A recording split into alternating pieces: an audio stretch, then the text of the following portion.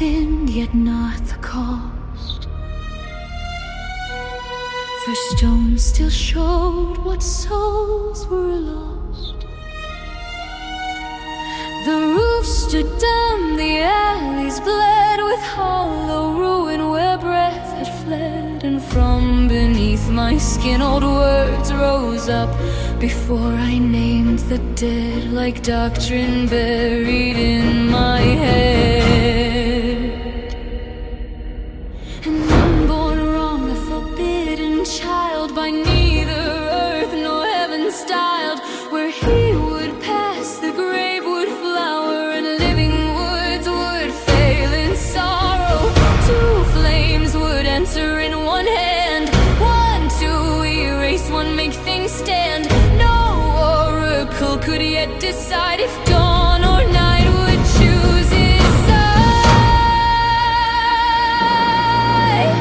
Those lines were not born crowned or blessed, but for onward torn, witness pressed. No priest, no king, no sanctioned seer, only a man, the fracture seared, a survivor marked by poisoned years, who spoke a shape men feared to hear.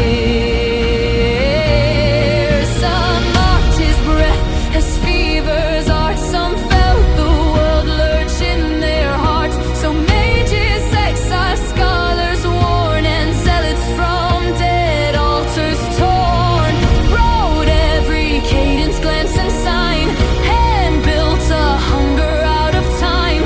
From that first circle spare and grim, Orion slowly rose from hell. Not for a god they meant to praise, but for the hour that law would break. They held one creed with sharpened will, no order made this world stand still. And when that being came to light, they meant to turn his choice alright. So when I saw the city torn, I knew what old design had sworn. Then colder far than grief or dread, there came one thought beneath the red. If this was he, if he could sever what drags me back through death forever, and somewhere in that ravaged breath there might at last be proper death. I almost gave the whole thought voice. Then I looked up and met his gaze, and all the air between us changed. He read too much before I spoke. Fear closed his mouth before it broke, so I cut the sentence where it stirred and let it wait for later. I asked if he could sense the one whose shadow lingered though the black was gone. He paused and let me plainly see her tight unease pull through his breath, then gave a small and sober nod that told me yes.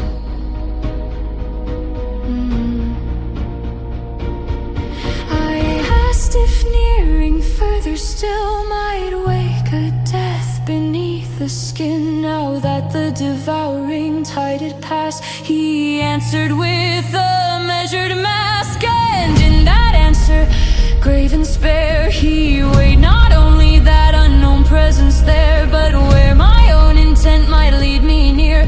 The danger would depend on will. When black at last withdrew its fill, he led me where the ruin thinned. What waited there was not the sign. Orion dressed in borrowed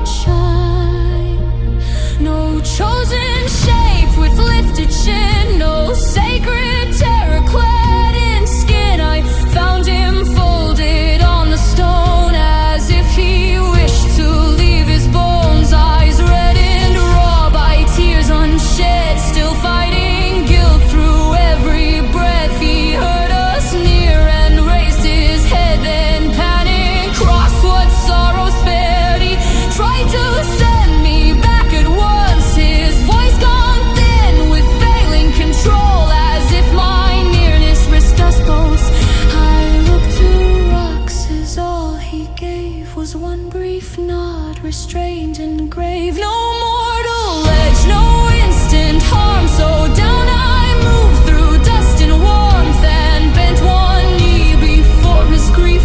A thin red line slipped from my nose. His pain still moved where distance closed. He saw it, flinched as it struck through, and begged me shattered to withdraw. Not like a tyrant fearing blame, but like a child afraid his hands still carried ruin after flame. Still failed whatever they would save. I kept my place and let him see.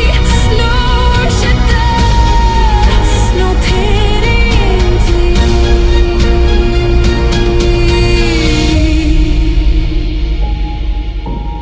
You have not lost control. You are yielding it. The moment still, the cross his face, a strange remembered flickered past, as though those words in softer air had once been laid and anchored there. Then rocks as hard and clear as steel cut through the grief he still could wield. You are still fighting. I can see it.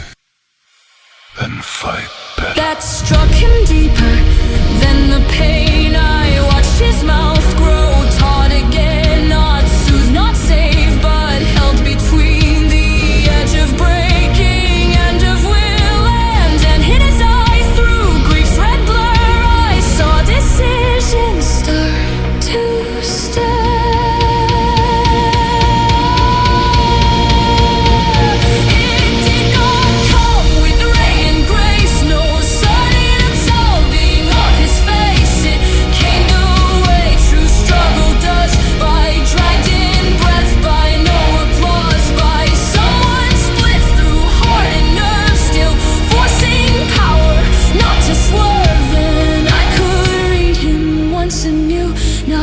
As the thing or ray anew, nor as the answer I had sought.